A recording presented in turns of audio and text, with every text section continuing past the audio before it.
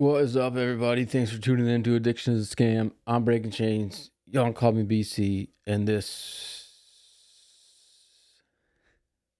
is Stigma Lounge. Pretty big week we got going on here. Monday, so important. Yesterday, huge win for all of us. And today, man, it's a good day to be alive. We're going to jump right to it. If y'all will please come in, have a seat, and we will jump straight into Monday. I think y'all know why that was a beautiful day. But if not, we will refresh, get y'all up to speed, and piggyback off into Tuesday. Why that was a beautiful day. Today, Wednesday, and tomorrow's Thursday. That's when we're supposed to put our episodes out. So what do we got in store for you? I'll give you a little hint. We still got the holiday stuff up, and I knew there was a reason why. So if you could please have a seat, I'd appreciate that. Thank you very much. So it's like, yo, you've been telling us you're going to put this holiday stuff away, blah, blah, blah, blah, blah. And I'm just going to be straight up with you. Lazy, procrastinating, just don't want to do it. Don't want to leave the happy senses of Christmas, the beautifulness of the decorations. I don't want to get rid of that. And then I don't want to do all the work. So I was like, you know what I'll do? I will use my take on day counting, because those of you that know me know that I don't like that. I think that you're setting yourself up for failure with it. It's worked for lots of people, so please, please, please, please, if it works for you, stay doing that. Everyone recovers differently. We have to remember that, and that's why I think it's important that as society in general, but especially us here in these recovery group areas, we don't get at each other. We combine with each other. And, everyone's unique. Everyone's their own individual. Everyone recovers differently. I personally do not think addiction is a disease. I personally think counting days is foolish. But that could be for my own particular biased reasons. I don't want to let myself down. I don't want to get to day 1000 and oh man, that's going to lead to a long time sitting around in bed, not doing laundry, and yada, yada, yada, potentially nonstop relapse, maybe even jail, maybe even death. We don't want to play with those roads. We got to that fork, we turned, and we're not trying to find the dirt road back over there. So whatever works for you, keep doing it. Day counting didn't work for me. So I'm like, light bulb, I'll use that. I'll use who's counting, who's counting? That's not what it was. The universe had a much, much bigger plan than I even could fathom. But first, before we get into that, we have to talk about Monday. Everybody knows what Monday was. One of the most beautiful days in American history. If not the most important, crucial day for our democracy. It was a day that literally changed history as we know it. And on Monday, we celebrated the life of this man. A lot of people get it misconstrued and they think that all Martin Luther King did was, I have a dream. And it was, all about African Americans and all that. But see, that's not what it was. It was that, but that's not all it was. I went on and I grabbed y'all just a couple little things, like I like to do that. And touch on them quickly. Of course, he advanced the civil rights. Of course, he did that. But did you know that he was a key factor in the promotion of nonviolent protest and civil disobedience?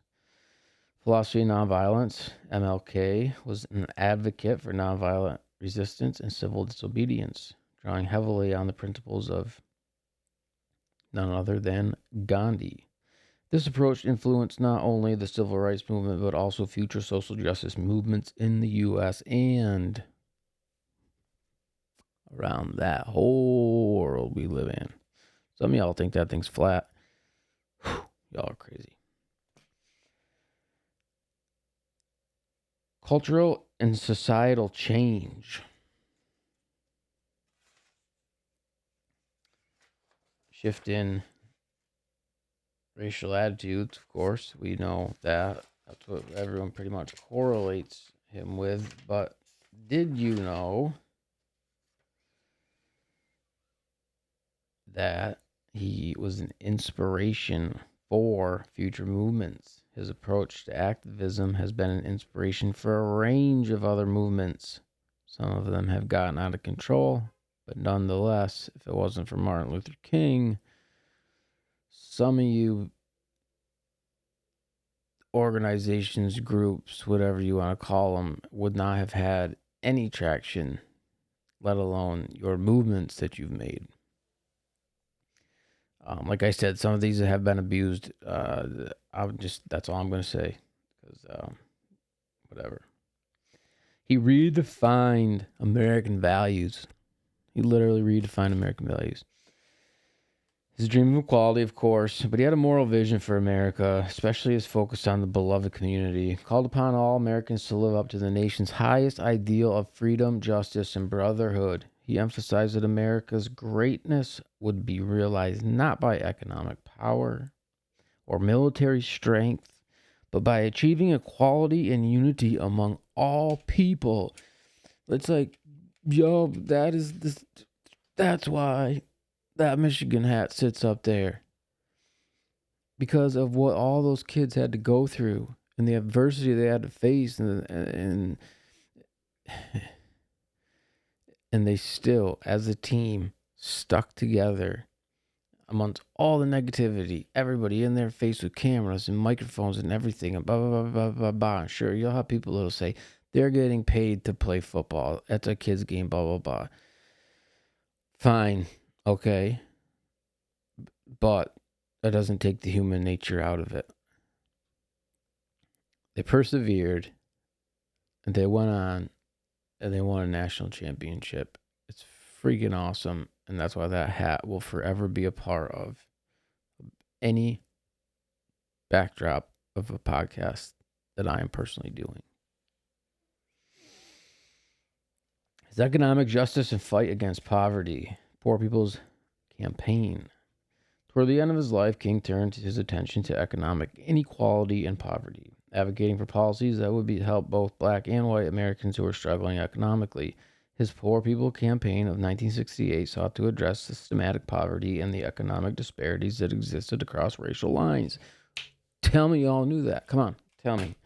If you're in here, recovered addict, alcoholic, whatever you're doing, watching the show, maybe you're just a family member who, maybe you're a parent whose child or something, or niece or nephew is suffering from addiction. You're like caught wind of this. You're like, let me check it out. Maybe I can learn something. If you all knew that, please tell me. You've been living under a rock. Of course, we knew that in the comments, because we definitely have to give something away today. And you know how we do that. We got to hit that 100 comment mark. Got to get them likes in. And of course, you have to be subscribed. But not just that. King argued that economic justice was essential to achieving racial justice.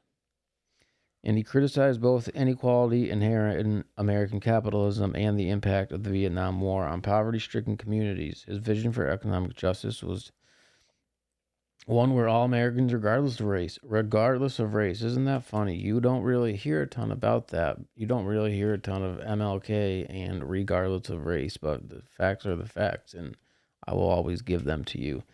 In fact, the biggest reason that these small towns view me as such an outcast from society is because I bring so much truth to public ear, public eye, and the ones that live via manipulation, via delusions, that stuff, they really don't like it. So it's like, whew, try to walk a mile off in just that little cubic. Legacy and national unity, national holiday. Dr. King's impact was so significant that after his death, his birthday is recognized as a national holiday. We all know that. In 1983, President Reagan signed into law the creation of Martin Luther King Day, a federal holiday observed the third Monday of January each year. Serves as a reminder of profound contributions and as a day of reflection on the ongoing work to achieve equality. His inspiration on global movements, if I don't break this place down, while King's direct influence was in the United States, his philosophy of nonviolence and pursuit of justice had a ripple effect globally. Many other international human rights movements, such as anti-apartheid efforts in South Africa and the pro-democracy movements in other parts of the world, took inspiration from King's leadership. And then the nonviolent resistance. King's advocacy of nonviolent resistance has been adopted leaders worldwide, including Nelson Mandela, Cesar Chavez, and has become a key element of global movements for justice, peace, and freedom. Something we need to get back to. I think we're on the way. But Christ almighty, can we stop with the bickering? Can we stop with the everyone's got a problem with something? Can we stop with the everyone wants to be a victim? It's old. It's annoying. It's not cool. It's definitely not going to get you anything that uplifts society. I promise you that. Makes me want to beat my head off a wall every time I listen to it. Pardon my French right now, you bozos complaining about stuff that's like so minuscule to anything and everything. With that being said, y'all could read the speech on there if you want. Just hit pause, whatever. I'm not, like I told y'all with these individual episodes, I'm going to try to keep them short and sweet and to the point. When my guests come on, those will be a little longer. And then when we get to the point of it's just a live show, people will call in, all that stuff, and that's a different story. We'll just see what you all are giving for feedback, what you want, and we'll do it. Because we can't be here doing this without y'all. So that's just how that goes. So yeah, salute to Dr. Martin Luther King. Takes dinosaur-sized balls to do the stuff he did. His balls were so big that they shot him. They assassinated him because of he was so real, he was so pure, and he had such a profound way of reaching people and opening their minds to the realities that was what should be common, what should be normal, what should just be our day to day. That they literally, nah, click, click, boom, you got to go. And it's wild. It's crazy. Absolutely crazy. So yesterday then, what was so good about yesterday? Well, yesterday was fun for the fact that this man got pardoned.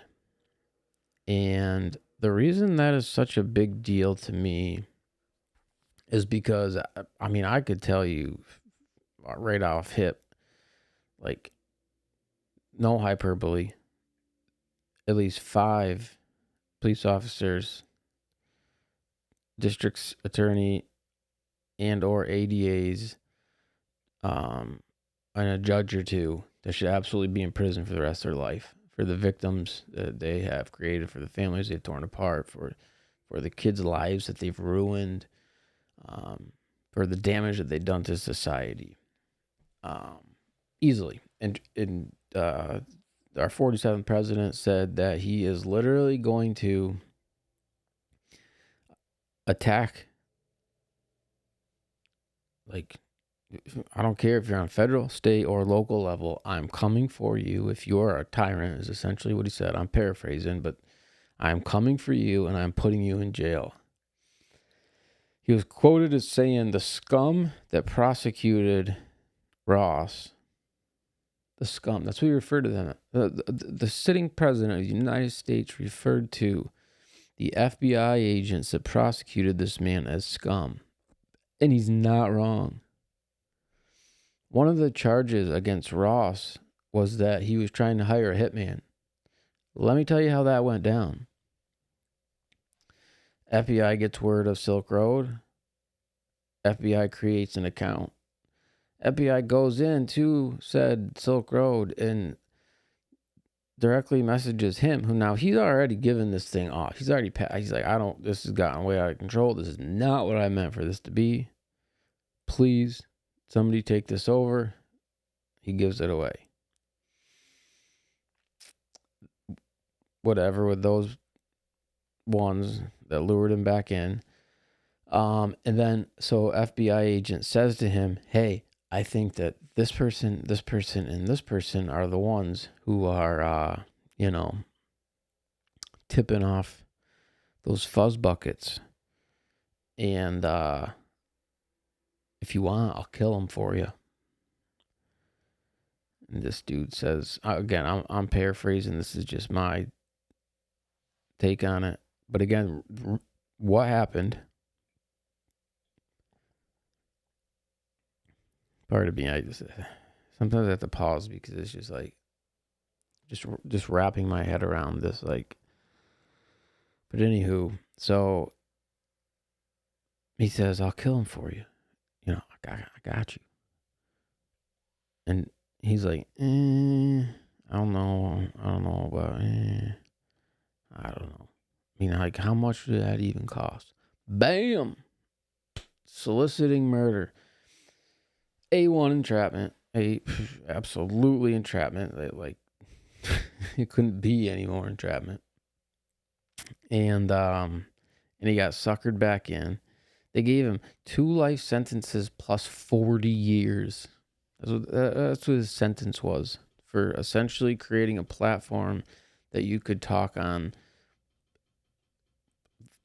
Really, it was just a platform for your First Amendment rights, freedom of speech, but also the right to privacy. A vast, gross overreach of government, I think, is what pretty much everyone agrees on with that, especially the sitting president of the United States right now. Why this one is extra important to me is because, as you all know, I've been telling you, leaving you little nuggets, that I've been doing this deep dive into the dark web to try to help, especially the parents of our youth, be able to look for things, see things, red flags, like out of the ordinary stuff, like that maybe normally wouldn't look out of the ordinary, but now that you know stuff that I've told you, okay, I gotta look into this a little bit more and hopefully save some lives. Problem with that is if I run into any FBI agents in my journalism, they could do the same thing they did to him. I mean, they charge him like engaging in a continuing criminal enterprise. So, like, say they deem TikTok a criminal enterprise. Every single one of you that got that on your phone, like, before yesterday, there wouldn't be a prosecutor out there scared to charge you for engaging in criminal activity. As soon as they deem that platform that way, they distributing drugs, money laundering, computer hacking, and even conspiring to traffic fraudulent IDs. Now, I don't think there's any I don't think there's any case or argument for the fact that that stuff did happen on the Silk Road. However, there's a very strong case and argument that that is not why he built it and that he did not partake in it. In fact, when he realized what was going on there, he actually ran the other way. He said, I won't shut this thing down, but somebody else needs to take it over. I don't want to be a part of this. He literally did the right thing. And they gave him 2 life sentences plus 40 years, no parole. It's crazy. It doesn't mean we're not going to still have rogue DAs and all that stuff, like still just trying to bully people into being criminals and all the stuff. And they're the same ones that cry about bail reform. And it's like, yo, you were the reason why there's bail reform. Like, there's 100 people on that docket, 75 of which pled guilty just so they could get out of jail. Like, they can go home if they plead guilty. Like, they didn't commit the crime, but guess what? They can sit in jail and fight, or they can say, all right, fine, I did it, and go home. What are you doing? What are you doing? Someone never been in trouble before. Somebody who's been in active addiction, alcoholism, anything like that. What are you doing? You gonna say, no, I'm not signing that. I'm sitting in jail. I don't want to see my family. I don't want to see maybe my kids, my grandmother, my grandfather. I don't want to see my aunts, my uncles, my husband, my wife. I don't want to see none of them. I want to sit right here and prove my innocence. It doesn't work like that. So that was humongous that he got pardoned. Coincidentally enough, he went into jail in 2013, and so did this guy. We got to get Pete out of there. Man, he's been doing it a long time. Long time. But, yeah, big week so far. That's huge. MLK, a GOAT, living legend. Oh, not living, but forever alive in my eyes. And it's only Wednesday. Tonight, I'm probably just going to kick back with the kid, catch up on some movies. If y'all need anything, you can reach out. That's what we're here for. That's what the point of it all is to be of support. At your beck and call, I would much rather you bother me than go out and use. If we can get to a point where it's cool to reach out to a friend or a stranger instead of masking our problems with drugs and or alcohol abuse, we're already winning. Last 2 nights, a very, very, very, very, very close friend. Actually call him an uncle just because whatever, but that is what that is. It doesn't matter. That's private stuff. He's been dealing with some tragedy, Thanks me last night and the night before. You know how hard it is to thank somebody for being there to listen? Like the courage to be able to say, like, yo, I appreciate you letting me get this stuff off my chest. Like, this is really bothering me. This is like, I appreciate you being there. That's some of the hardest shit in the world to say. And this dude said it 2 nights in a row. Actually, they're not even nights. It's morning time because he works nights. It's like 4 o'clock in the morning. And I'm there talking with him. I'll do it for you too, because I do not want you out using and potentially dying. If nobody's told you this yet today, I love you. And I promise I'm not the only one. Until next time, y'all be good. Y'all stay vigilant in your sobriety. Take care.